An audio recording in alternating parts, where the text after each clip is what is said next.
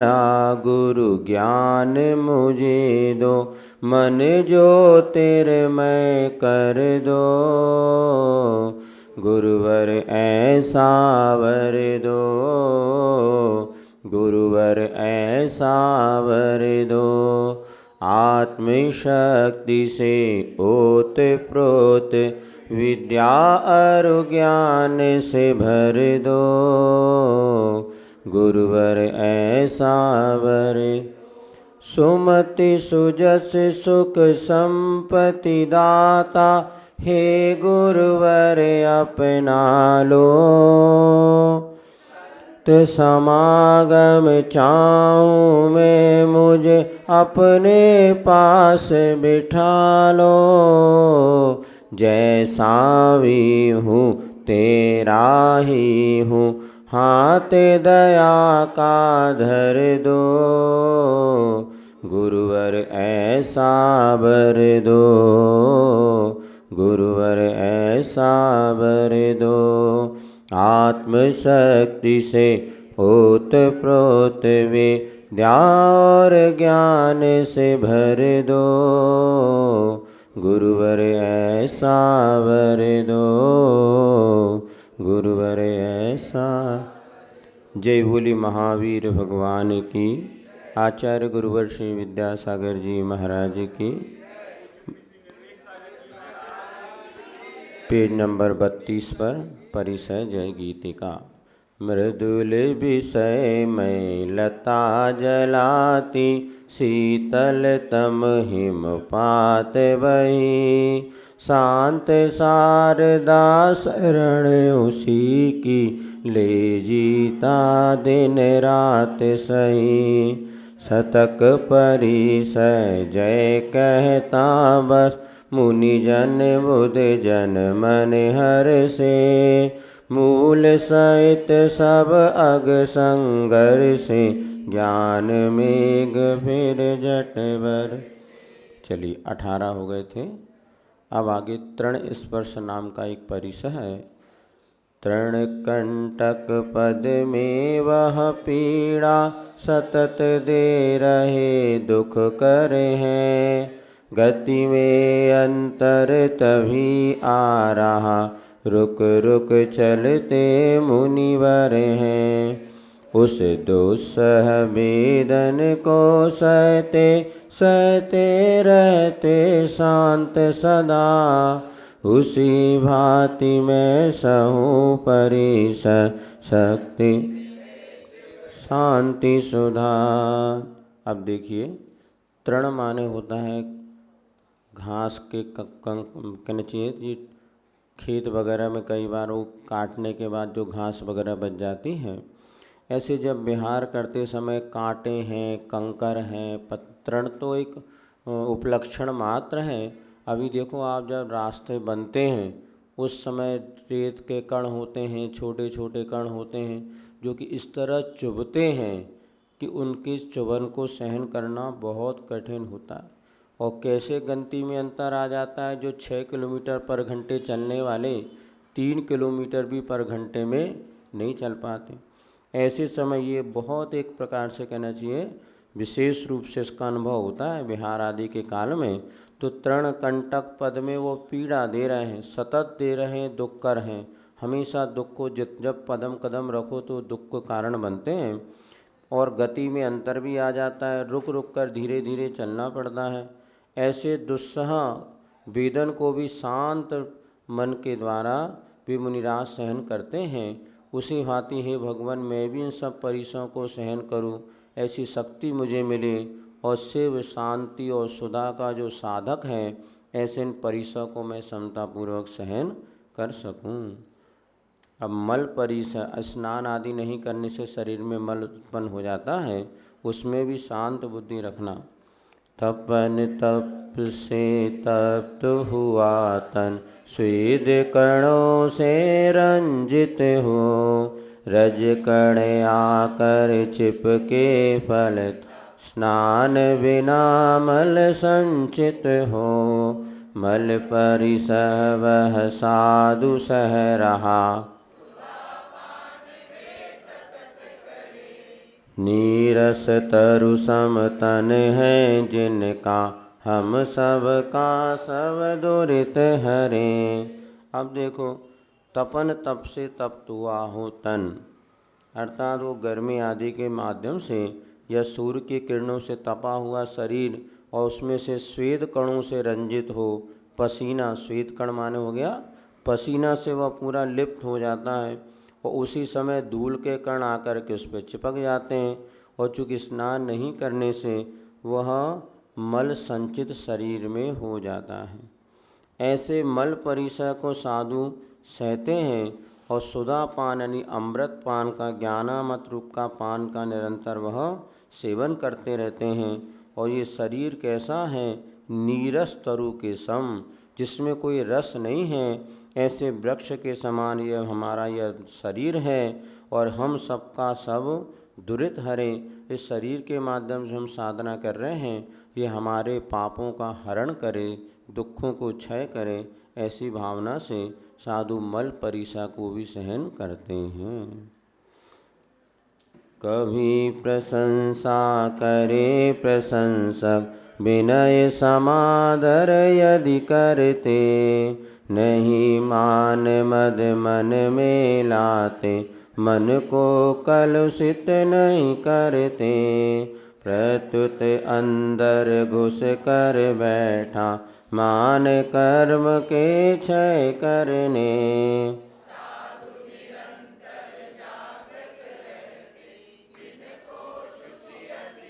करते अप्रज्ञा, ये मान सम्मान भी एक प्रकार का क्या नाम है उसका, पुरस्कार, ऐसा कुछ उसमें पुरस्कार परिचय, हाँ सत्कार पुरस्कार एक परिचय हो गया।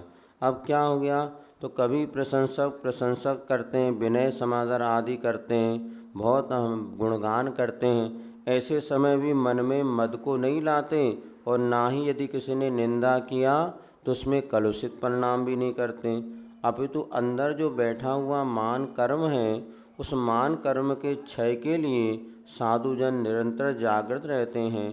और जिनको शुचि अतिशय करने, ऐसे जो मान कर्म को नष्ट करके निर्मल जो है, ऐसे मार्दव धर्म की अतिशय रूप से प्राप्त करने के लिए जो निरंतर ऐसे सत्कार पुरस्कार जो मिलता है, उसमें भी मान सम्मान मिलने के बाद भी अत्यंत उसमें अपने आप को कसाय या मान कसाय की पुष्टि नहीं करते। ये विचार करते हैं आज पुण्य का उदय तो सामने वाला मान कर रहा है, सम्मान दे रहा है, वहीं अशुभ कर्म का उदय तो 1 मिनट में वो निंदा भी कर सकता है। इसीलिए जैसे आचार्य श्री कहते थे शांति सागर महाराज जी, अरे ये जो जितनी भीड़ दिख रही है ना, ये ताली बजाने वाली बस भीड़ है, ये चली जाएगी, बाद में सहन तो तुमको सब करना है। आचार्य श्री कई बार कहते हैं ये पब्लिक को देख के दीक्षा मत लेना, ये पब्लिक तो दीक्षा में आई और ताली बजा के चली जाएगी, वाह वाह, बाकी ज़िंदगी और परिचय आदि तुम्हें को सहन करना है, व्रतों को पालन करना है। इसीलिए तो यहाँ पर ये है कि मान सम्मान तो खूब इतना मान सम्मान दे देंगे कि आपको भगवान बना देंगे, और फिर यदि प्रतिकूल होगा तो बेटा भगवान भी बना देंगे। भक्तों की अब देखो, पहले पार्श्वनाथ भगवान हाईलाइट थे तो मुनि सुब्रत हाईलाइट हो गए। अब पार्श्वनाथ भगवान का थोड़ा क्रेज भक्तों ने, अब मुनि सुब्रत नाथ भगवान हो गए, वो शनिवार हो जाओ मुनि सुब्रत, फिर देखो बोली। अब क्या कर सकते, इसे अब वही मीडिया चाहे तो एकदम किसी नेता को उठा दे और चाहे तो फट से गिरा दे। अब मोदी मोदी मोदी मोदी अब गए तो भैया ठीक है बैठो, तो ये, लेकिन इसमें कभी भी प्रभावित नहीं होना। प्रत्युत माने इसके प्रतिफल स्वरूप, प्रतिफल, प्रत्युत माने प्रतिफल, इसके परिणाम स्वरूप।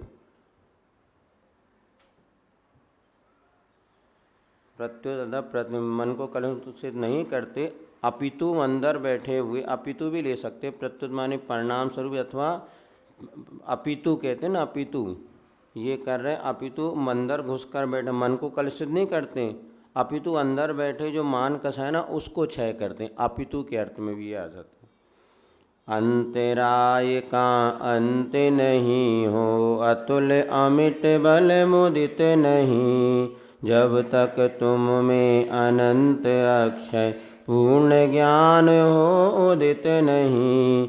ज्ञान क्षेत्र में तब तक निज को लघुतम ही स्वीकार करो। तन से और ज्ञान का प्रतिफल तुम धिक्कार करो। अब यहाँ पे ज्ञान परिचय है तो अज्ञान परिचय भी है। अरे महाराज तो बहुत ज्ञानी है, कितना आपको ज्ञान है, आपको तो सब कुछ आता है, और ऐसा श्रावक प्रशंसा करता है। और उस समय वे विचार करते हैं, भैया अभी पास मेरे पास ज्ञान है क्या? पूर्ण ज्ञान तो केवल ज्ञान होने के बाद होगा, अभी तो अंतराय से ज्ञान, कहना चाहिए लाभांतराय आदि का उदय है, और अंतराय का भी अंत तो हुआ नहीं। तो अतुल अमिट बल मुदित नहीं, मेरे पास तो ना अभी अतुल अमिट ऐसा कोई बल तो है नहीं।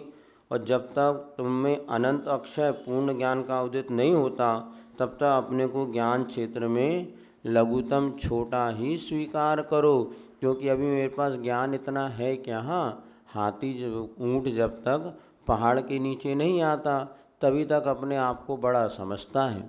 इसी प्रकार जब अपने से और भी बड़े ज्ञानी हैं उनकी ओर दृष्टिपात कर तो लगता हमारे पास है क्या। लेकिन फिर भी प्रशंसा करने वाला, आपका अच्छा ज्ञान है, क्या ज्ञानी है, कितना आपको ज्ञान है, ऐसे समय पे स्वयं फूलना नहीं। आत्म प्रशंसा ये भी एक प्रकार से मिथ्या दृष्टि का लक्षण माना है। जो अपने मुख से अपनी प्रशंसा कर रहा है माने वो सम्यक दृष्टि नहीं, मिथ्या दृष्टि है। ऐसा एक शायद कार्तिकेय किसी ग्रंथ गाथा में दिया मूल, कि आत्म प्रशंसा करना ये मिथ्यात्व का लक्षण, दूसरों की प्रशंसा करना और अपनी निंदा करना ये उच्च गोत्र के आशा। परात्म निंदा प्रशंसे सद सद्गुणोच्छादने भावने च नीचर गोदस्य। तो अपने आत्म गुणों की प्रशंसा नहीं करना, अपितु उनको छुपा के रखना और दूसरों के गुणों की प्रशंसा करना। अपनी जो कमी है उसको प्रकट करना, अपने आप में हे भगवान मेरी कमी कैसे दूर हो। तो ये सब उच्च गोत्र के आश्रव के कारण बनते हैं। तो यहाँ पर साधु महाराज की प्रशंसा करने बाद भी उसमें फूलना नहीं। अभी तो जब तक हमारे पास ज्ञान है कितना, अभी तो अधूरा ज्ञान है, ऐसा विचार करते हुए ज्ञान परिसह को सहन करना ये भी बहुत कठिन है। थोड़ा सा ज्ञान हो गया, लोग प्रशंसा करने लगे तो फूल जाते हैं, अरे भैया ये तो सब हमारे पास है, अरे हमारा ही कॉपीराइट है, हमारा ही दिमाग है, बाकी किसी का चला ही नहीं था, वो तो हमने इतना प्रकट कर लिया। पूर्वाचार्यों ने इतने ग्रंथ लिख गए, इतना सब कुछ उन्हीं का होते हुए कई लोग 4 ग्रंथों से उठा करके लिख लेंगे और अपनी पुस्तक ये हमारा स्वयं का मौलिक चिंतन है, मौलिक लेखन है। तो ये सब नहीं होना, यदि करते हैं तो यहाँ पे ये परिसर जो है नहीं है। तो ज्ञान को भी सहन करना बहुत कठिन होता है। अज्ञानी को फिर भी ठीक है, ज्ञान हो जाए उसके बाद चुप बैठा जाए। अभी यदि पूछ लिया जाए बताओ, हम जो हाँ जिससे पूछेंगे वो ही बताएगा पाप कितने होते हैं। आज सबको पता है, तब मन में अरे हमें पता है, बताएं कि ज्ञान है ना चुप बैठने नहीं देता, जल्दी से हाँ 5 पाप होते हैं। अरे नहीं भाई, जिससे पूछना था उसी को बताना था, लेकिन वो ज्ञान चुप बैठने नहीं देता। इसलिए बहुत खतरनाक, आज सबसे ज़्यादा दुख का कारण बन रहा है तो ये ज्ञान। लौकिक शिक्षा भी एक जो है ना, तुम्हारे कौन सा कवि है वो, उसने बताया कि आज जितनी बेरोजगारी या संघर्ष का कारण है ये शिक्षा है। पहले अपन सोचते थे कम शिक्षा बहुत हानिकारक, अब ये ज़्यादा शिक्षा हानिकारक हो गई। और कहना ना वो कौन सा कवि जो आप पार्टी का था, कुमार विश्वास, उसने कौटिल्य एकेडमी जबलपुर में अपना लेक्चर, उसने कहा आज जितनी भी जिस समस्याओं के कारण शिक्षा है, पहले कम शिक्षा थी, व्यक्ति अपने अपने काम में लगा था, चमार अपने जूते चप्पल सुधार रहा था, मेहतर अपना काम कर रहा था, अपने बनिया अपने काम में लगे थे, दुकानदारी समाज। अब सब पढ़ लिख गए, अब सबको बाबू बनना है, हर व्यक्ति को बनना। अब समस्या है कि कहाँ तक सरकार ले आए, तो अपने अपने काम अब सब छोड़ दिए। अब वो जो पहले अपने बटन सुधारने वाला आता था, भाई 10 रुपये में काम, अब वो 500 रुपये मांगता है, और देने ही पड़ेंगे, बचे नहीं कर्मचारी, क्योंकि सबको साहब बनना। और बेरोजगारी का रोना रो रहा है, वास्तव में बेरोजगारी है नहीं। यदि व्यक्ति अपने अपने काम में लग जाए तो कहीं कोई बेरोजगारी नहीं है। किंतु व्यक्ति अब छोटा मोटा काम करना ही नहीं चाहता, वो तो कुर्सी पे बैठ कर के बाबू बनना चाहता है। हर मुड़ी को बिटिया को अब नौकरी करना है। पहले महिलाएं नहीं आती थी नौकरी करने में, अब तो हर लड़की को बस MPPSC करना है, UPPSC करना है। कलेक्टर तो भैया 500 ही करेगा सरकार। पहले 5000 बच्चे परीक्षा देते थे, फिर 50,000 देने लगे, अब 5 लाख बच्चे दे रहे हैं। सीट तो 500 ही हैं, सीट तो ज़्यादा बढ़ने वाली नहीं। अब वो 5 लाख बच्चे जो कंपटीशन में उतर रहे हैं, उनमें जो शेष असफल हो रहे हैं, उनकी क्या अब भी बाबू के सिवा नीचे बातें ही नहीं कर रहे। बेरोजगारी हमारी स्वयं की मानसिकताओं से बढ़ रही है। यदि वही अपने दुकान में अच्छे से बैठे करते रहते, बस माता पिता की हो गया भैया, हर बच्चे थोड़े से नंबर ज़्यादा आ गए, अरे 90% ले आए बेटा, अब तो तू जा अच्छे से बाबू अफसर बनना। मतलब 90% लाते से वो कलेक्टर बन गया। अब जी नहीं चाहते 90% लाना अलग है और कलेक्टर बनना अलग है। इसीलिए हम कहते हैं बेटा 70% से ज़्यादा लाओ नहीं, तो कभी माता पिता को इतनी कल्पनाओं की उड़ान बढ़ेगी नहीं। भैया 70% लाओ बेटा, दुकान में बैठो आराम से, ये बहुत अच्छा है। लेकिन ज़्यादा परसेंट लाने से लोगों को लगता है लेकिन परसेंटों से कभी भी भविष्य नहीं बनता, ये तो मात्र तात्कालिक होते हैं। कम परसेंट लाने वाले ही बहुत अच्छे बन जाते हैं। और पता चला पहली दूसरी तीसरी तक तो, अब 8वीं तक तो 90-98% लाए, और 9वीं 10वीं के बाद वो ही आ गए 40-50 पे। ऐसा भी कई बार होता है। चलिए, तो ज्ञान को भी बहुत खतरनाक समझना, ज्ञान ही ज़्यादा खतरनाक है। आज इसने कहा है ज्ञान ही भव का मूल है और ज्ञान ही भव का कूल। राग रहित अनुकूल है, राग सहित प्रतिकूल। चुन चुन इसमें उचित को, मत चुन अनुचित भूल। सब शास्त्रों का सार है, समता बिन सब धूल। अर्थात राग ही भव का कारण है और राग ही संसार का नहीं, ज्ञान ही भव का कारण है। संसार को बढ़ाने वाला अज्ञान नहीं, ज्ञान ही है। कौन सा? जो राग सहित है। सांसारिक वस्तु आज देखो ना, जितना लोगों के पास ज्ञान है उतना टेंशन।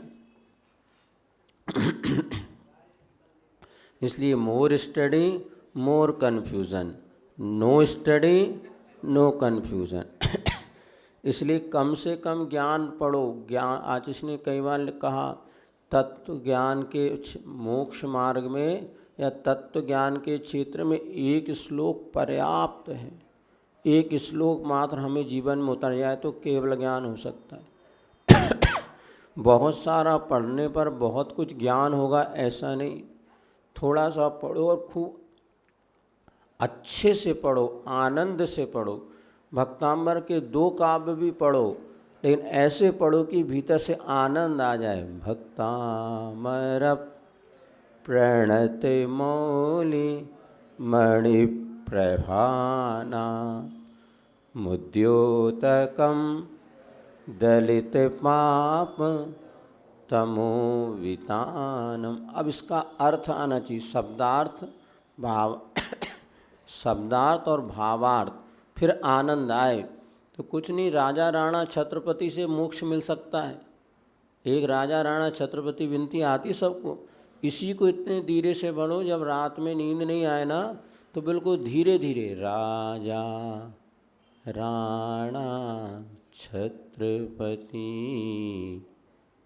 हाथिन के असवार, मरना सबको एक दिन अपनी अपनी बार। राजा, बस जी पाठ शुरू कर दो। कभी आपको नींद नहीं आ रही ना, आकुलता नहीं करो, उठ के बैठो और बढ़िया राजा राणा छत्रपति की पंक्तियां पढ़ना शुरू कर दो। मेरी भावना, 12 भावना, भक्तामर। और बस उस समय सोचो, अब मेरे सौभाग्य है कि लोगों को देखो, नींद के समय अपने आप को कंट्रोल करना बहुत कठिन होता है। जब निद्रा आ रही हो तो कुछ नहीं कर पाएंगे। चलो मेरा सौभाग्य आज जो मुझे निद्रा नहीं आ रही है, अब इस समय आकुलता करने से अच्छा है क्यों ना मैं इसका सदुपयोग करूं और अच्छा पाठ करना शुरू कर दो। लेकिन मोबाइल लगा के नहीं। क्या हो रहा है, मोबाइल में फिर उपयोग कहीं डाइवर्ट। अपने मुख से बोलना शुरू करो। जो अपन ने सुप्रभात स्तोत्र पढ़े ये कंठस्थ हो जाए। आप तो लाइट जला सकते हैं रात में, तो पुस्तक खोल करके बिल्कुल धीरे धीरे विसट कंदोट दलानुयारम सुलोयनम चंद समान तुन्नम। क्योंकि हम देख रहे हैं आज सबसे बड़ी समस्या है नींद नहीं आने की, और कारण है कि अभी जैसे बुखार और गर्मी हो जाती है, औषधियाँ गर्म हो जाती हैं, तकलीफ़ शरीर में होती है, तो भी नींद। अब जब नींद नहीं आती तो मन बिल्कुल पागल जैसा होता, बहुत तकलीफ़ होती, तो मन में रहता अरे मुझे नींद नहीं आ रही, नींद नहीं। अब उस समय हम तो ये प्रैक्टिकल कर रहे हैं इसलिए आपको बता रहे हैं। हम तो कहते भैया चलो ये मानो कि नींद नहीं आ रही तो चलो अच्छा है, अब 1 घंटे में कुछ अच्छा काम कर सकता हूँ, नहीं तो निद्रा के विषय में चले गए तो फिर गए। अब जब आ ही नहीं रही तो कोशिश तो अपन भी करते कि अच्छे आ जाएं, अब नहीं आ रही तो कोई बात नहीं, ये करो अथवा तेल उठाओ या घी उठाओ, सरसों का तेल ले लो अथवा गाय का घी, और बस पूरा पाठ करते करते अपने पंजों में मलना शुरू करो। अपने आप देखना ऐसी नींद भले आधे 2 घंटे 2 घंटे की आएगी, लेकिन आपकी थकान पूरी दूर कर देगी और मन को उपयोग डाइवर्ट्स हो जाएगा। इसलिए सोते समय अपने पास हमेशा, जिनको नींद आदि नहीं आती है, एक या तो गाय के घी पास में रखो अथवा नारियल तेल या सरसों तेल की शीशी रखो। अब जब नींद नहीं आ रही तो बार बार करवटें बदलने की अपेक्षा उठ जाओ, आराम से नीचे कपड़ा रख लो जिसमें आपका पलंग बिस्तर गंदा ना हो, और फिर बढ़िया भक्तांबर आदि शुरू करके पैर में लगाना शुरू करो। भक्तांबर और नहीं तो छेड़ाला पढ़ो पूरी, मेरी भावना है। ये पाठ करते आप, ये मेडिसिन बता रहे हैं आज आपको, क्योंकि आज अनिद्रा की बीमारी से घिरे लोगों की संख्या दिन प्रतिदिन बढ़ रही है और नींद नहीं आती रात में। दिन तो जैसे अब रात तो क्या, तो ये रात में बढ़िया छेड़ाला शुरू कर दो। 3 भुवन में सार, ने पढ़ना ऐसे धीरे धीरे कि जो आपने 3 भुवन बोला तो आपके कान में भी जाए और उसका अर्थ, क्योंकि अपनों को डाइवर्ट करना है, मात कानों से नहीं सुनना। बीतराग विज्ञानता शिव स्वरूप शिवकार नमहु त्रियोग संहारी के। अब ये 1 घंटा अगर आप धीरे धीरे 1 घंटे में छेड़ाला आपकी हो जाएगी, अपने आप मन डाइवर्ट्स हो जाएगा, शरीर की तकलीफ़ कम हो जाएगी, और आपको बढ़िया हाथ में यदि घी आप लिए हैं तो अपने पंजों में जहाँ तक, क्योंकि ये पंजे ही बहुत प्रकार से गर्मी और ठंडी दोनों यहीं पर शुरुआत होती हैं, तो यदि पैर आपको मलेंगे तो इससे आपको उपयोग भी लगा रहेगा, हाथ पैर भी काम करते रहेंगे, और हमने तो देखा इससे हमें तो बड़ा वो हो जाता है। फिर जो नींद आती है तो आराम से नींद भी आ जाएगी। आकुलता करने से अच्छा है कि हम उस समय का सदुपयोग करें और सोचें कि हमारा कितना आज तो पुण्योदय है, नहीं तो अभी हम गाफिल निद्रा में, जब जग विषयों में रच पच कर गाफिल निद्रा में सोता हो, अथवा से पथ में विषकंटक बोता। कई लोग बड़े तकलीफ में कि इतनी नींद आती है उनको कि कोई काम नहीं कर पाते, और अपना सौभाग्य आज नींद नहीं आ रही, चलो 2 घंटे हम छेड़ाला पढ़ेंगे, मेरी भक्तामर पढ़ेंगे, एक ही भास्तुत पढ़ेंगे, कल्याण मंदिर स्तुत पढ़ेंगे, स्तोपदेश पढ़ेंगे, जितना अपने को पाठ आता है सब अपन रात में पढ़ लो बढ़िया, और धीरे धीरे कोई तकलीफ नहीं, आराम से टिक जाओ, बैठ जाओ और करते रहो। चलो अच्छी बता दिया आपको। कहाँ पहुँच गए? ये ज्ञान परिसर, अज्ञान परिसर। सहो सदा अज्ञान परिसर नियोग है, यह शिव मिलता अल्प ज्ञान पर्याप्त रहा, निज अनुभवता भव टलता। बहुत दिनों का पड़ा हुआ है सुमेरु समतृण ढेर रहा, एक अनल की कणिका से जल मिटता झड़ देर। बहुत सारा घास का टुकड़ा है, सुमेरु पर्वत के बराबर है घास, एक माचिस के तिली अनल की अग्नि की एक कणिका मिल जाए तो क्षण मात्र में पूरा सुमेरु घास का वो जल के राख हो जाता है। थर्माकोल का कितना बड़ा महल बना लो, एक माचिस की तिली लगते से वो जल करके क्षण मात्र में नष्ट हो जाता है। उसी प्रकार यहाँ पर कह रहे हैं अज्ञान परिसय सहन करो। अब हमें कुछ भी नहीं आता। कई लोग कहते हैं महाराज हम भूल जाते हैं, हम कहते बहुत पुण्यशाली हो। अरे भूलने वाला या जिसको ज़्यादा याद है वही टेंशन में है। आचार्य जी कहते हैं स्मरण शक्ति तो कभी कभी काम आती, विस्मरण शक्ति ज़्यादातर काम आती है। और विस्मृति भी एक वरदान है प्रकृति का। जो लोग भूल नहीं पा रहे ना, वो टेंशन में जी रहे हैं, पागल हो रहे हैं, गर्मी बढ़ रही है डिप्रेशन में जा रहे हैं। इसलिए डिलीट करना सीखो, भूलना सीखो। फटाफट किसी ने कुछ कह दिया भूल जाओ, तुरंत डिलीट करो। मोबाइल में जब मेमोरी बढ़ती क्या करते हैं, सब डिलीट करते हैं। तो दिमाग में भी जब तुरंत लोग क्या कहा, अरे पागल था छोड़ो तो। और डिलीट करने का बहुत अच्छा तरीका बता रहे हैं आपको। कल ही अपने समाधि तंत्र पढ़ा था, उसमें आचार्य पूज्यपाद स्वामी ने लिखा जो ज्ञानी होता है प्रथम चरण में दुनिया को उन्मत्तवत पागल के समान समझता है, और दूसरे चरण में पाषाणवत पत्थर के समान समझता है। तो मतलब यदि किसी के निमित्त से विकल्प हो रहा हो ना, तो सोचो ये पागल है। पागल पर कभी गुस्सा नहीं किया जाता और पागल की बातों पर ज़्यादा विचार नहीं। फिर भी टेंशन होता है, सोचो पत्थरा है पागल को, फिर भी कोई दिन पत्थर पे क्या सिर पटकोगे बताओ। और कितना भी सिर पटकोगे पत्थर पे तो किसका सिर फूटेगा, अपना कि पत्थर का, कोई अपना ही होने वाला। तो ज्ञानी बनोगे तो दुनिया को दो तरीके से देखो तो बेटा कभी टेंशन नहीं होगा। उनने हमें ऐसा कहा है पागल है, अब कोई भी हो एक दूसरे आपस में निपट लियो, हमने तो बता दी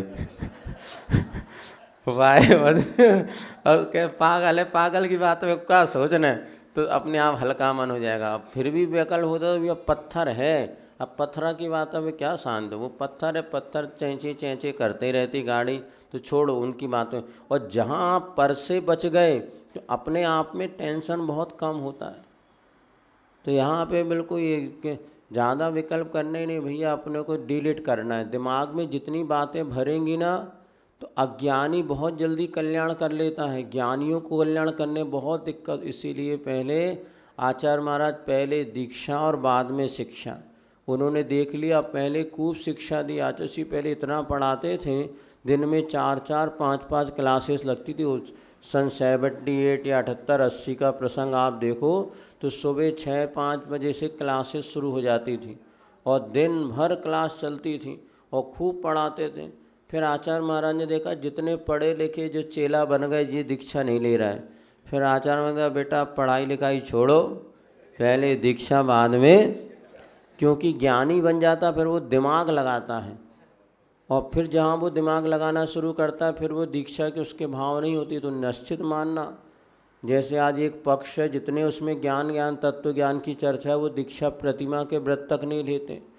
ये बड़ा भी इसलिए कहते हैं ना, आचार्य ज्ञान सागर जी ने मुनि बन गए, बहुत गजब हो गया, क्योंकि विद्वान कभी दीक्षा नहीं लेता। विद्वान कभी संयम किसी में बहुत कम आगे बढ़ते हैं। तो बुंदेलखंड इस तरफ थोड़ा है कि पहले, इसलिए आचार्य जी हमेशा कहते पहले दीक्षा बाद में शिक्षा, पहले बाबा जी बना दो अब बेटा पढ़ोगे तो ज्ञान कल, इसलिए कहा ना पहले त्याग करो फिर उसके बाद ज्ञान पनायना। समाधि तंत्र में पहले त्याग करो पाप का, फिर ज्ञान में अपनी बुद्धि लगाओ। सामान्य ज्ञान होना चाहिए, हित अहित किसमें है, अथवा संसार शरीर भोगों से वैराग, इतना ज्ञान तो जरूरी है। किंतु ज़्यादा ज्ञान तत्वज्ञानी बन जाओगे ना तो बहुत मुश्किल हो जाएगा। इसीलिए अज्ञान परिसर नहीं, ज्ञान नहीं है तो बहुत खुश, उसको भी सहन करना परिसर है। सामने वाले सब इतना अच्छा अच्छा बोल रहे हैं, इतना चर्चा हो रही, अब अपने को कोई बात ही समझ में नहीं आ रही। कोई बात नहीं, उस समय ये अज्ञान परिसर को नियोग है, ये हमारा इतना ही कर्म का क्षयोपशम है, इसमें आकुलता क्या करना। जाकी जितनी बुद्धि कहा बाबा उतनी दियो बताए, और ताको बुरो न मानी और कहाँ से लाए। अब जिसकी जितनी बुद्धि थी उसने उतनी बात, अपनी जितनी बुद्धि अपने बता दी, उसको बुरा क्या, कहाँ से लाए। कई बार है बहुत पढ़ने के बाद भी नहीं होता क्षयोपशम। शिवभूति मुनिराज को नमोकार मंत्र याद नहीं हुआ, तो अपने को यदि नहीं है तो कभी आकुलता नहीं करना। अज्ञान परिसर सहन करो, ये नियोग है। नियोग माने ऐसा ही होना था, इतना ही क्षय उपशम है, फिर भी ये मुझे शिव मोक्ष मिलने में कोई बाधक नहीं है। अल्प ज्ञान पर्याप्त रहा यदि, निज अनुभवता भव टलता है। चलो, अल्प ज्ञान, थोड़ा सा ज्ञान भी पर्याप्त है यदि निज अनुभवता, अपना आत्म तत्व का अनुभव हो रहा है, उस संसार ही अनुभव से टलेगा, ज्ञान से नहीं। और बाद में जब केवल ज्ञान होगा तो क्या करोगे इतने सारो ज्ञान बाद में तो केवल ज्ञान होना ही है। इसलिए अल्प ज्ञान भी पर्याप्त। हमारी इस विषय में पक्की धारणा बन गई कि कम ज्ञानी बनो तो ज़्यादा सुखी रहोगे, ज़्यादा ज्ञानी बनोगे तो दूसरों को दिखाने में ज़िंदगी निकल जाएगी। अब हमने इतना याद किया सबको सुनाए, या हमारे पर इतना ज्ञान है सबको बताएं, और न सुनो तो फिर टेंशन। तो वाह, सभा लगाओ, बैठो भैया, आओ सब हमारी बात सुनो। अब ज्ञान है ना, ज्ञान उछलता है, अधजल गगरी छलकत जाए और भरी गगरिया चुप ही जाए। तो जितने अधूरा, हम सबके पास अधूरा ज्ञान है, बहुत उछलता है। इसीलिए हम तो खूब सलाह दे रहे हैं बच्चों को, माता पिता को, बेटा बच्चों को कम ज्ञानी बनाओ। ज़्यादा ज्ञानी बच्चे बन जाएंगे तो बहुत अनर्थ होगा। और माताओं से कह रहे तुम्हारे 8-10 साल में तुम बच्चों को कलेक्टर बनाना चाह रहे हो, भूत निकाल दो। सब इतनी से होते नहीं, डांस क्लास, दुनिया भर की क्लास, और पता चला 8 साल का है नहीं। वो क्या करेगा, करेगा कुछ नहीं, मानी बन जाएगा और अपना दुखी बनेगा। जो कम ज्ञानी बच्चे रहते हैं, इसलिए हमारे पास कोई बच्चा आता ना मम्मी लेकर के, महाराज इसको भक्तांबर भी आता, सूत्र जी भी आता, सब सुनोगे, कुछ नहीं सुनना, रहने दे, पता है। ये ज़्यादा अहंकारी बच्चे बनेंगे, आके ईगो बनेगा। और टीवी में आ गए तो उन्होंने कहा ए वो अभी बुलाया, तो बोले महाराज इसने सबके सामने प्रश्न पूछा। ये और अहंकार की पुष्टि। बच्चों को सहज होना चाहिए, ईर्ष्या और अहंकार से दूर होना चाहिए। तो ज्ञान ज़्यादा रहेगा वह बहुत दुख का कारण है। इसलिए हम ज़्यादा ज्ञानी बच्चों को लिपटे नहीं देते। उसको एक एक आए थे दोनों भाई बहन यहीं के इंदौर के, बोले महाराज जो बच्चे ने 90% लाया और ये बच्चे ने 60% लाया, तो हमने 60% वाले गुप्त दिए, हमने भगरे तुझे नहीं मिलेंगे, इतने ज़्यादा क्यों लाया, 70 ज़्यादा ही नहीं लाना था। जो साहब वो अपना चेला है उसको बढ़िया पेन पेंसिल गिफ्ट दिया हमने। हैं, अरे ज़्यादा वाले को तो दुनिया ही पूछ रही है, जो कम वाले को अपने पूछो ना तो वही बड़ा खुश हुआ बच्चा कि चलो महाराज ने तो मेरी प्रशंसा।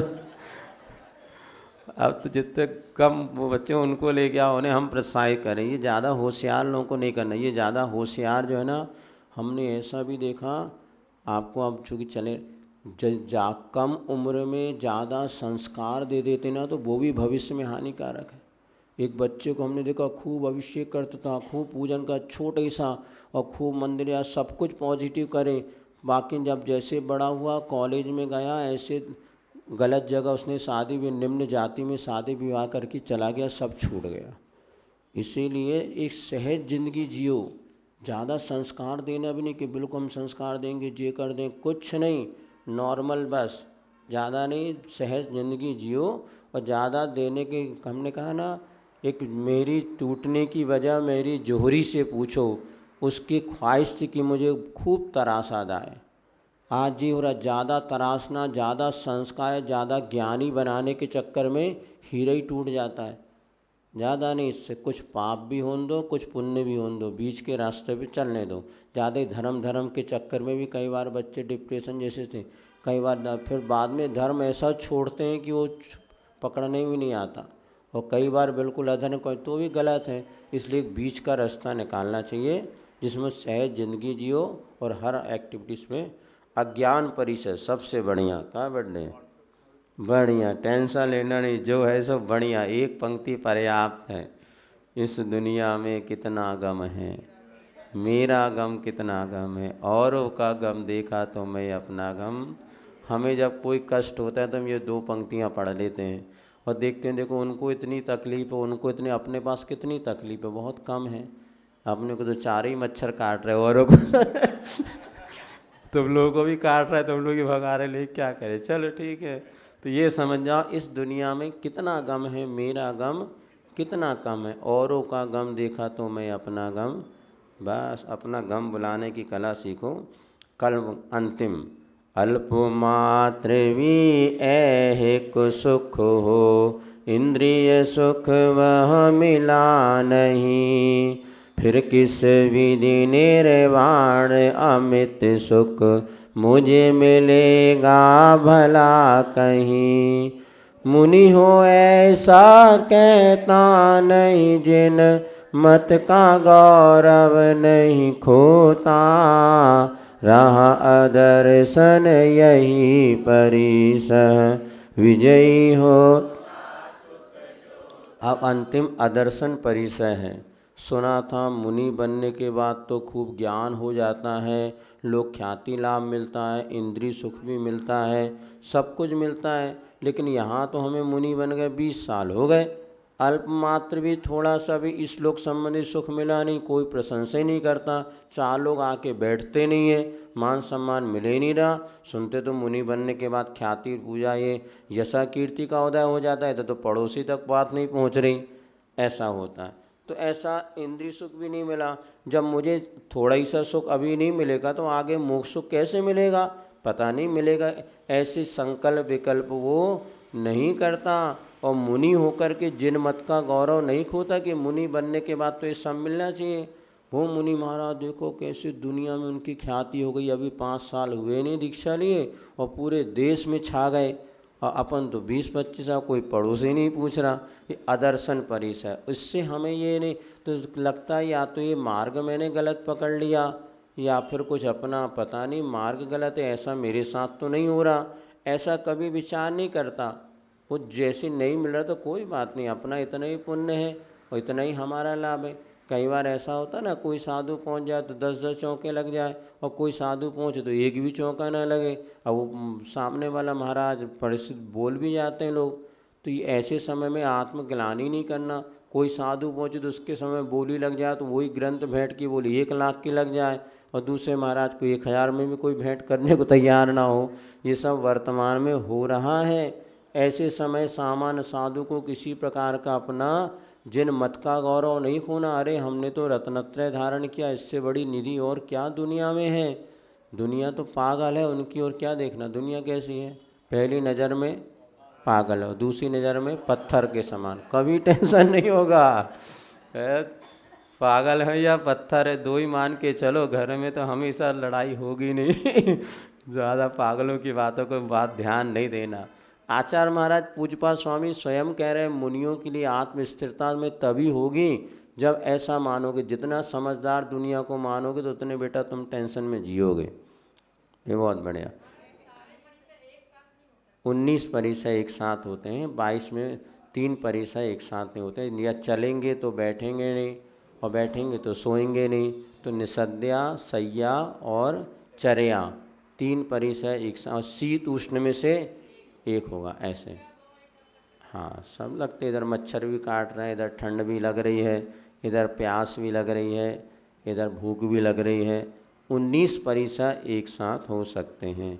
आप लोगों के तो ज़्यादा होते हैं, मुनि महाराज के तो 22 ही है, तुम लोगों के तो 22,000 परिसर हैं। श्रावकों के ज़्यादा है कि मुनियों के ज़्यादा है? श्रावकों के ज़्यादा। आचार्य श्री कहते हैं श्रावकों के ज़्यादा परिसर, 22,000 परिसर। लेकिन है नाम 22,000 के। हाँ लिख लो बैठ बैठ के कौन कौन से परिसर हैं।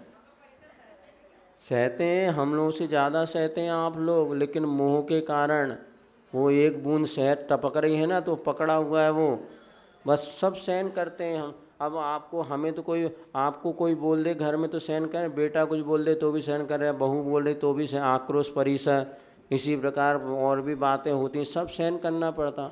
अरे गृहस्थ तो कितना सहन करता है, बस ये है कि वो संसार मार्ग की अपेक्षा सहन करता है। अभी आचार्य बता रहे थे, वो कहीं एक परिवार में करोड़ खरबपति परिवार तरफ, लेकिन उनके घर की जो महिला थी श्राविका वो पर पुरुष से जुड़ी हुई थी। अब वो सेठ जी भी आते, बोले महाराज अब क्या करें, ना निगल पा रहे, ना अभी निगले उगले तो सारी समाज में हानि होगी। अब घर की बात अपने इसलिए सब सहन करना पड़ता है और समता रखना पड़ता है, किसी से कह भी नहीं पाते। और हाँ भैया ये सब क्या करें। तो ऐसे बहुत से बातें होती जिस अंतरंग में आप लोग सहन करते चले जा रहे हैं।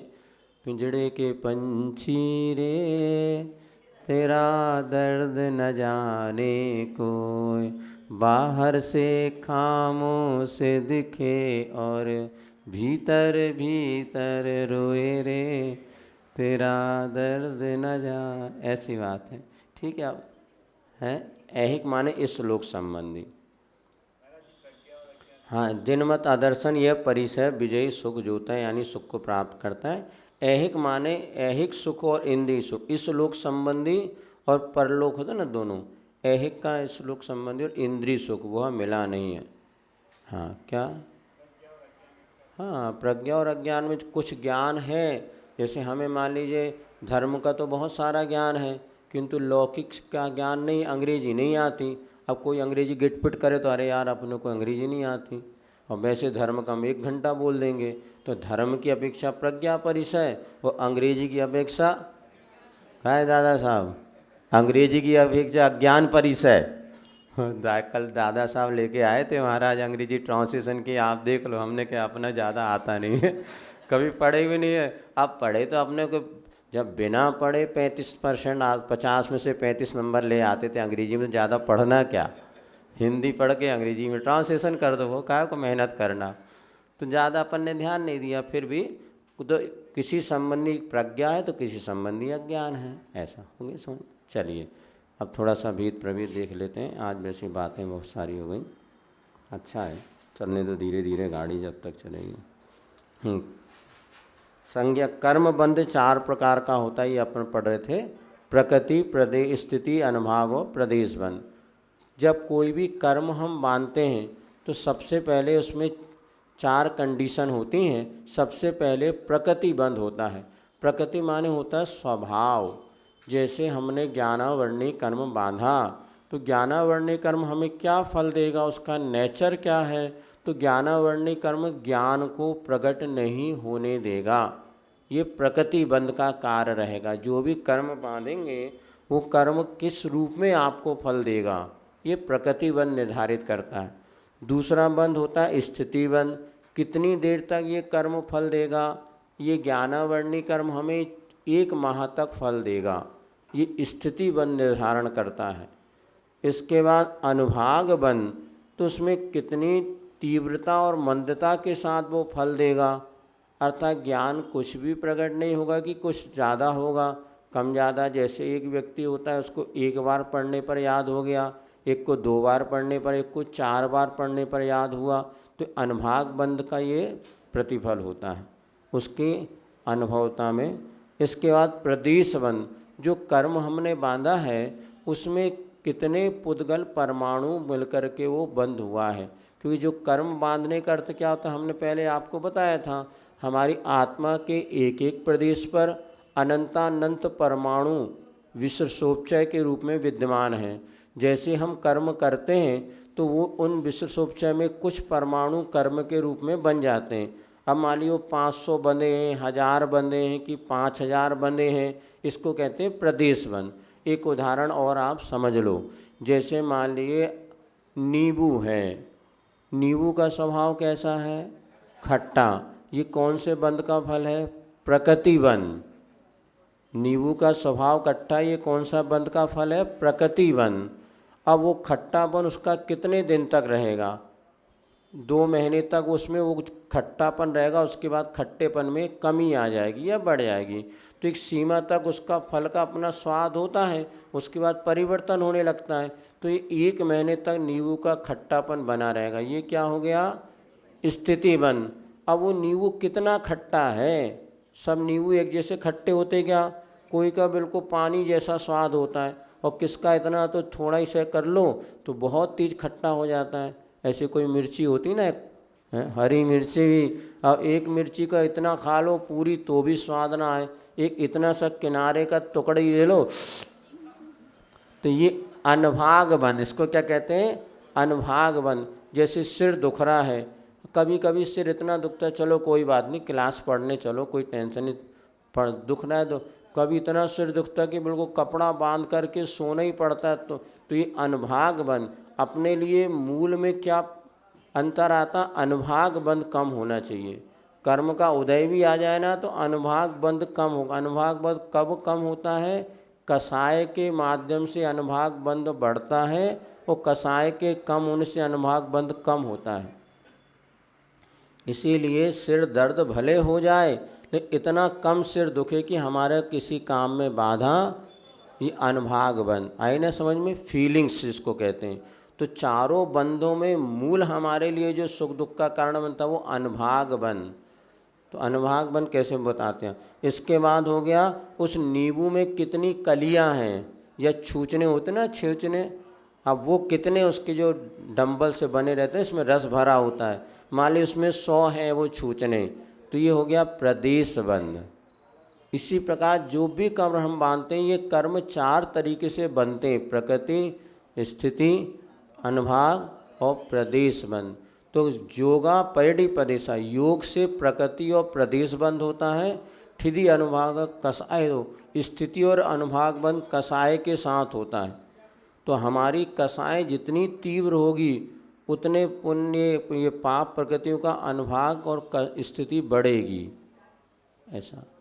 तो स्थिति और अनुभाग बंध ये 2 मुख्य रूप से हैं कि सिर दर्द वाला जो कर्म हमने बांधा था वो कितने समय तक फल देगा और कितनी तीव्रता के साथ देगा। तो ये जो इसलिए हमेशा कहा जाता है कषाय कम करेंगे, कषायों की मंदता कम रहेगी तो स्थिति अनुभाग बंध में कमी आती है। तो ये भाग समझना ठीक है। आ गया समझ में। सिर दुख, एक कर्म हमने बांधा जिससे सिर दुखेगा, ये कौन सा बंध? प्रकृति बंध। कितने देर तक सुखेगा? 1 घंटे तक दुखेगा, स्थिति बंध। कितनी तीव्रता से दुखेगा? अनुभाग बंध। और जो कर्म बांधा उसमें कितने प्रदेश बंधे हैं, कितने परमाणु, वो हो गया प्रदेश बंध। ऐसे हर कर्म में 4 प्रकार के बॉन्ड बंद होते हैं, ये समझना चाहिए। अब वर्ण व्यवस्था 4 प्रकार की, चूँकि प्रारंभ में जब यहाँ पर भोग भूमि खत्म हो गई और कर्म भूमि प्रारंभ हुई तो बताते हैं 3 क्षत्रिय, वैश्य और शूद्र 3 वर्ण की व्यवस्था की गई थी आदिनाथ भगवान के द्वारा प्रथम समय में। फिर भरत चक्रवर्ती ने ब्राह्मण वंश की ओर स्थापना कर दी। तो वर्ण व्यवस्था अपने यहाँ 4 प्रकार की थी। कर्मानुसारिणी ये व्यवस्था होती थी। क्षत्रिय वो होते जो अस्त्र शस्त्र के द्वारा देश की रक्षा आदि करते थे, प्रजा के पालन करते थे, वो क्षत्रिय कहलाते थे। ब्राह्मण वो होते जो पूजा पाठ ज्ञान आदि के द्वारा लोगों के लिए धर्म का मार्ग बतलाते थे।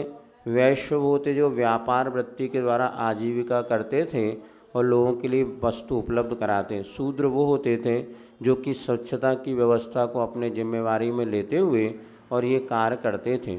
ये वर्ण व्यवस्थाएं पहले कर्मानुसारिणी थी, लेकिन अब धीरे धीरे व्यवस्था का स्वरूप बदलता चला गया और आज भी व्यवस्था तो है, लेकिन अब क्षत्रिय बहुत कम बचे। ब्राह्मणों में भी परिवर्तन आ गया, वैश्य और शूद्र का भी रूप बदलता जा रहा है। फिर भी प्राचीन व्यवस्था इस प्रकार से समझना। कल्याण करने के 4 उपाय: सत्संग, शुद्ध आचरण, श्रुत अभ्यास और आत्मभावना। महाराज कैसे आत्म कल्याण करें? तो भैया पहले तो सत्संग देखो, अच्छी संगति में बैठो, है कहाँ कोई ना बैले ऐसी संगति, कोई ना कहे उठ, ऐसा बैठक ऐसी बैठिए पूरा, तो कोई ना पूरे तो चुप, हाँ वाणी ऐसी बोलिए कोई ना बोले चुप, और बैठक ऐसी बैठिए कोई ना बोले उठ। देख समझ के ऐसी जगह बैठो, तो सत्संगति में बैठो। शुद्ध आचरण रखो, आचरण में पवित्रता रखो, और श्रुत का अभ्यास, निरंतर जिनवाणी का अभ्यास करो, और आत्म तत्व की भावना रखो। ये 4 बातें कल्याण करने के साधन हैं। धर्म कथा के 4 भेद, तो यहाँ पर धर्म कथा के 4 भेद बताते हैं: आक्षेपणी, विक्षेपणी, संवेगिनी और निर्वेदिनी। धर्म कथा जो भी अपन आगम ग्रंथ आदि से वर्णन पढ़ते हैं तो इसी को कथा रूप में अपन समझते हैं। तो आक्षेपणी माने होता है अपने जो दूसरे के जो मत हुए उन मतों के लिए गलत ठहराना। जैसे जैसे कोई मत है वो अपनी बातें रखते हैं तो उस मत को गलत ठहराना। निक्षेपणी में अपने मत का रखना, सामने वाला ने कोई बात कही, यदि वो गलत है, उस गलत को बहुत सारे अपन 363 मत हैं, ये मत अपनी अपनी बात रखते हैं, तो पहले इन मत में जो कमी है, जो गलती है, वो उसको बताना कि भैया ये आक्षेपणी आपका ये मत गलत है, इस तरह से ये आक्षेपणी कथा। न्याय ग्रंथों में प्रायः इसका वर्णन मिलता है। अकलंग देव आदि महाराज ने इस विषय में बहुत श्लोक वार्ते में, विद्यानंदी महाराज वगैरह, इसको पढ़ेंगे तो आपको कोई समझ में नहीं आएगा। लेकिन परमत का खंडन, संक्षेप में कहे तो परमत का खंडन, और निक्षेपणी में 100 मत का मंडन कि हमारा ऐसा मत है। देखो जीव मरता भी और नहीं भी मरता है, द्रव्य की अपेक्षा नहीं मरता किंतु पर्याय की अपेक्षा मरता है, ये हमारा मत हो गया। किंतु दूसरा मत क्या है, अरे जीव तो मरता है, वो तो ऐसे कैसे हो सकता, मरे ना मरे। तो पहले उसको नहीं, आपका मत इस तरीके से उसको करना। तो आक्षेपणी, फिर विक्षेपणी, इसके बाद हो जाते हैं संवेगनी, मतलब पाप से डर हो ऐसी कथाएं करना। वो रात में खाता था और उस समय मेंढक आ गया, वो खा लिया, बीमार हो गया और वो सब अस्पताल में चले गए, तो रात्रि खाने से कितनी हानि हुई। ऐसे पाप से डर लगे ऐसी कथाओं का कहना करना, ये संवेगनी माना जाता है। और धर्म में प्रीति हो, पाप से डर लगी और धर्म से प्रीति हो, ऐसी कथाओं का कहना, ठीक है ना, पुराण ग्रंथ में ऐसे। इसके बाद निर्वेदनी, अर्थात जिससे वैराग की वृद्धि हो, वैराग की वृद्धि हो। एक बता देना, एक फल, एक माली ने एक फल लाके राजा को दिया, बोले राजा जी अमर फल है, इसको खा लेंगे तो कभी आप बूढ़े नहीं होंगे।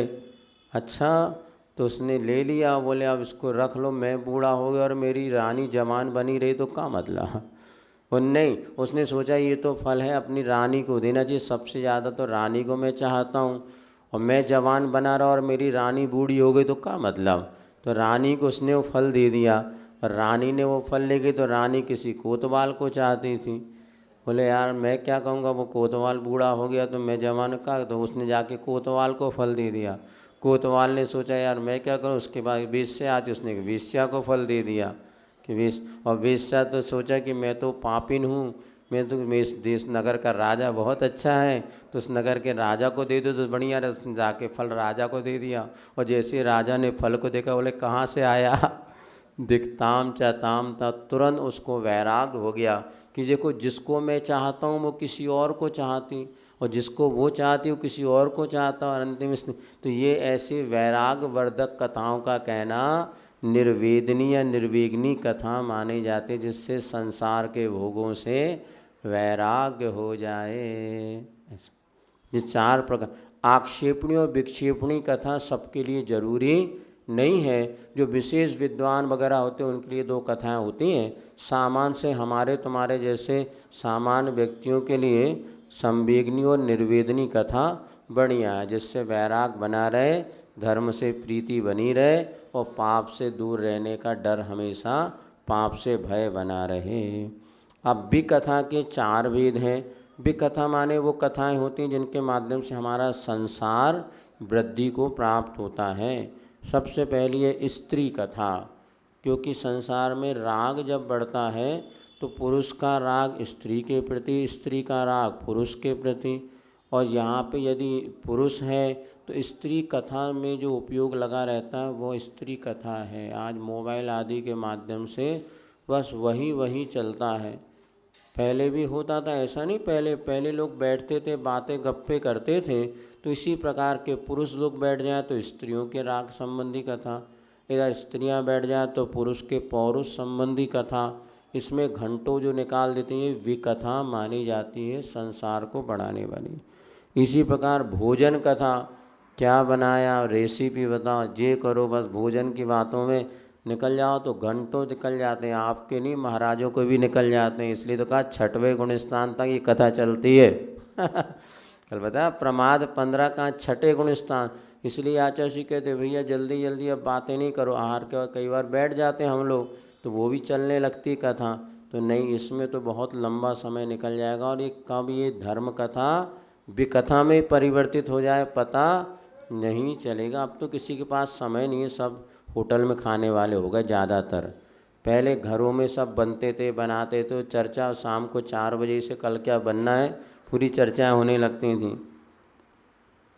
ये भोजन में ज़्यादा उपयोग को ले जाना, चर्चा करना, कई लोग उसी में सबसे ज़्यादा इंदौर में मिलेंगे तो आपको ये खाने पीने के होटलें, जहाँ इधर 56 है, वहाँ आए थे, वहाँ भी सब जगह चटोरे चटोरे लोगों की व्यवस्था है।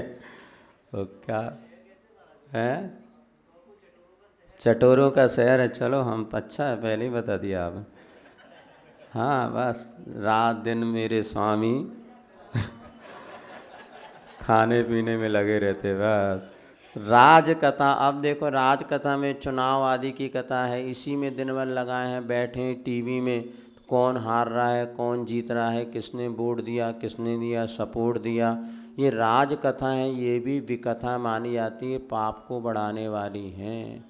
दिन भर लोग लगे रहते हैं, पेपर उठाएं और जो पढ़ रहे हैं तो पता चल रहा 2-4 घंटे निकल गए। अब क्या करोगे, टाइम फ्री है तो क्या करें, दिन भर टीवी में देखो डिबेट वगैरह क्या क्या बोल रहे हैं पता नहीं, वो चीज़ दिन भर चल देखने वाले देखते भी हैं। ये विकथा मानी जाती है, संसार बर्द। चोर कथा, चोर माने क्रिमिनल, अपराध कैसे लूटा जाए, कैसे चोरी किया जाए, कैसे, अब ये सीए हैं सीएस हैं, इतना दिमाग करना ही पड़ता है कैसे टैक्स बचाया जाए, कैसे कटे।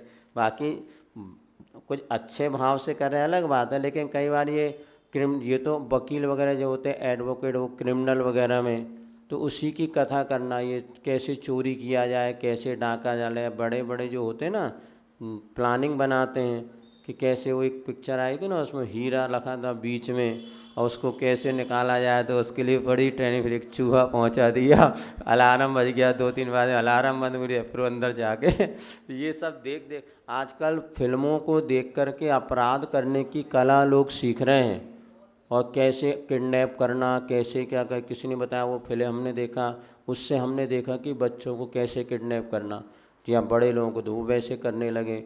ये सारे जो है इस विषय में चर्चा करना, ये चोर कथा मानी जाती। आनंद मज़ा तो खूब आता है लेकिन ये सब विकथा संसार को बढ़ाने वाली। अज्ञानियों को इसमें आनंद आता है, ज्ञानी को इसमें आनंद नहीं आता। धर्म ध्यान के 4 भेद है, पिंडस्थ, पदस्थ, रूपस्थ और रूपातीत। अपने शरीर को ही पिंड बना करके जो आत्म का ध्यान किया जाता है वो पिंडस्थ ध्यान माना जाता है। इसका विशेष वर्णन ज्ञानार्णव आदि ग्रंथों में है। अपने शरीर को ही एक बना करके आत्म पर्वत आदि पे बैठाल करके फिर शरीर में ही अनंत आदि का ध्यान करते हैं, ये पिंडस्थ ध्यान है। पदस्थ ध्यान में क्या होता है, नमोकार मंत्र है, ओम ह्रीम आदि जो अक्षर हैं, इन अक्षर और पदों का ध्यान जो किया जाता है ये पदस्थ ध्यान माना जाता है। रूपस्थ में अरिहंत भगवान के रूप का चिंतन करना, वीतराग स्वरूप का चिंतन करना, छवि वीतरागी नग्न मुद्रा दृष्टिनाश आदि आदि जो वीतरागता का ध्यान किया जाता है ये रूपस्थ ध्यान माना जाता है। रूपातीत ध्यान में सिद्धों का अथवा निज आत्मा का ध्यान किया जाता है जो रूप रस गंध वर्ण से रहित हैं। ऐसे निज आत्म तत्व का अर्थात सिद्ध परमिष्टि का ध्यान करना रूपातीत ध्यान माना जाता है। पृथ्वी के 4 भेद आपको पहले बता दिए थे, सामान्य पृथ्वी, पृथ्वी जीव, पृथ्वी काय को पृथ्वी काय। जिसने किसी ने जीव नहीं बनाया उसको सामान्य पृथ्वी, जो मर के पृथ्वी में जन्म ले रहा उसे पृथ्वी जीव, और पृथ्वी काय जो जीव सहित पृथ्वी है, और पृथ्वी काय जिसमें से जीव निकल गया है ऐसा पृथ्वी काय कहलाता है। ये पहले आपको बता दिया। आराधना 4 होती है जो हमारे मोक्ष मार्ग में साधक बने, ऐसे ज्ञान दर्शन चारित्र और तप, इन चारों को आराधना कहा गया है। भगवती आराधना में 4 आराधनाओं का वर्णन है, कैसे हमारे ज्ञान दर्शन चारित्र और तप की निर्मलता हो। पुरुषार्थ 4 हैं, धर्म अर्थ काम और मोक्ष। पुरुषार्थ माने जे एक प्रकार से अपने लिए करने योग्य जो मेहनत या कार्य होता है उसे पुरुषार्थ कहते हैं। तो धर्म भी पुरुषार्थ है, अर्थ भी, काम और मोक्ष, ये 4 पुरुषार्थ माने गए हैं जिससे हम पाप से बचें, सुख में हमारी गति, उसे धर्म पुरुषार्थ कहते हैं। जो पैसा धन पैसा आदि का संग्रह किया जाता है उसे, चूँकि आत्म कल्याण का उद्देश्य बना करके श्रावक अर्थ का संग्रह करता है, उसे अर्थ पुरुषार्थ कहते हैं। इसी प्रकार अपनी संतति का वृद्धि हो, जैन धर्म की वृद्धि हो, इसलिए जो काम करता है, विषय भोग का सेवन करता है, इसे काम पुरुषार्थ कहा है। और इसी प्रकार से सारे कर्मों से छूट करके जो आत्मस्वरूप की प्राप्ति हेतु तो मोक्ष की जो प्राप्ति होती है, उसे मोक्ष पुरुषार्थ कहा है। ये पुरुष के द्वारा जो करने योग्य प्रयोजनभूत कार्य है, उसको कहते हैं पुरुषार्थ। पुरुष से यहाँ पर आत्मा लेना अथवा द्रव्य से पुरुषार्थ पुरुष अपन ले सकते हैं, क्योंकि पुरुष ही मोक्ष का भागीदार बनता है। इसलिए सारे के सारे ग्रंथों में जब कोई वर्णन किया जाएगा तो पुरुष की मुख्यता से ही कथन करते हैं। जैसे तत्वासूत्र में ब्रह्मचर्य व्रत की तो स्त्री राग कथा तन श्रवण मनोहरा निरीक्षण, ये क्यों कहा? पुरुष की अपेक्षा, क्योंकि पुरुष मोक्ष का, स्त्री लगाएंगे तो पुरुष संबंधी राग से बचना, ऐसा यहाँ पर लगाया जाता है। इस प्रकार से आपका इतना हो गया, आगे और अपन देखते चलेंगे। ठीक है, समय इतना ही है, विषय वो है। चलिए। जिन वाणी के ज्ञान से सूझे लो कालो, सो वाणी मस्तक धरो सदा देते तुहे ढो।